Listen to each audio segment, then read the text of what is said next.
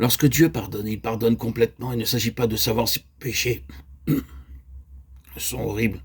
Vous devez vous repentir sincèrement et croire de tout votre cœur que le Seigneur Jésus-Christ est mort à votre place. Alors vous n'aurez plus le souvenir de vos péchés. Dieu est parfaitement satisfait par le précieux sang de son bien-aimé. Ne laissez pas le diable vous terrifier avec la crainte que vos péchés ne sont pas pleinement pardonnés. Le Seigneur, le Créateur du monde, est satisfait amplement par le précieux sang de son bien-aimé Fils. Et c'est de cette manière que le diable vient déranger les enfants de Dieu. En les faisant douter. Oui, tu as été pardonné pour tes péchés, mais pas tous tes péchés. Rappelle-toi ce souvenir de ce péché, un tel, à tel endroit. Et le fait douter l'enfant de Dieu. Rappelez-vous, chers amis, auditeurs, auditrices, que l'Écriture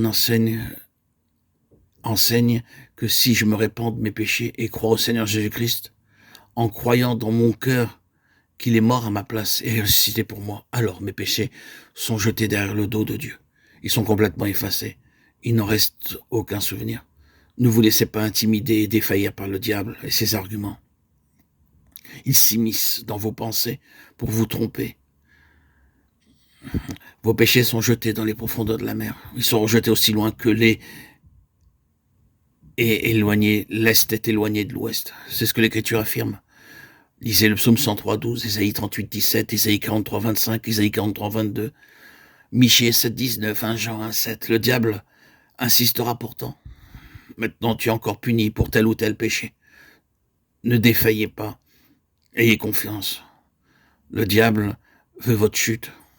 Ainsi, beaucoup d'enfants de Dieu se sentent découragés, abattus. Mais Dieu a montré depuis le commencement que lorsqu'il pardonne, il pardonne complètement. Le sang précieux est cela le propitiatoire devant Dieu et le bouc d'expiation s'en va dans le désert pour que l'on ne s'en souvienne plus.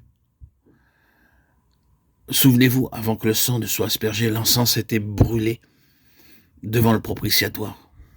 Ceci nous ramène à nouveau à la prière des saints de Dieu. Avant que le pécheur ne soit sauvé, il y aura toujours une somme de prières. Je donnerai mes prières au Seigneur. Et il doit y avoir beaucoup de prières pour la conversion de chaque âme, pour notre conversion propre. Dans certains cas, nous obtenons une réponse et le savons, mais dans d'autres cas, nous ne le savons pas. Je suis sûr qu'au ciel, Dieu nous dira, mon enfant, vois-tu ces gens-là, ils sont sauvés à cause de tes prières. Vous pourrez répondre, oh Dieu, je ne sais même pas qui ils sont. Mais il vous répondra, souviens-toi comment tu priais, où tu priais, pourquoi tu priais. Dieu a une bonne mémoire. Il n'est pas comme nous qui oublions si facilement. Même si vous avez beaucoup aimé un plat la semaine dernière, lorsque vous êtes questionné, qu'avez-vous mangé dimanche dernier, vous dites, laissez-moi réfléchir, j'ai oublié. Vous ne vous souvenez pas de ce que vous avez eu il y a 4 jours, à peine.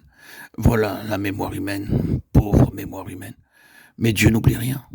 Quand nous le prions, il se souvient de chaque prière. Quand vous priez, votre prière monte comme un encens dans son sanctuaire.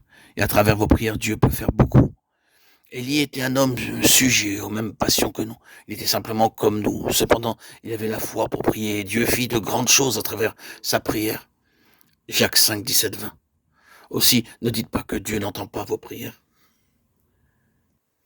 Qui que vous soyez racheté par le sang du Seigneur Jésus-Christ, vous êtes un prêtre de Dieu. Et vous pouvez prier n'importe quand, pour n'importe qui. Tous ne peuvent pas prêcher, mais tous peuvent prier. Seigneur, enseigne-moi à prier n'importe quand, n'importe où. Et Dieu attendra. Par vos prières, Dieu peut faire des prodiges. Des âmes reviendront à lui, des cœurs seront soulagés, et de nombreux foyers pourront être bénis. Tous, nous pouvons prendre part en cela. Lorsque des gens disent du mal de vous, comme le firent les patriarches pour Joseph, commencez à prier pour eux. N'essayez pas de parler mal contre eux, mais commencez à prier pour eux. Oh, Dieu bénisse, s'il te plaît, un tel et un tel. C'est ainsi que vous pouvez envoyer de l'encens dans les cieux et remplir le sanctuaire de Dieu avec le parfum. Les aromates vinrent en premier lieu de Canaan en Égypte, et elles retournèrent d'Égypte en Canaan. L'huile d'onction, les aromates pour la prière. Nous recevons du ciel ces aromates et les envoyons en retour au ciel lui-même.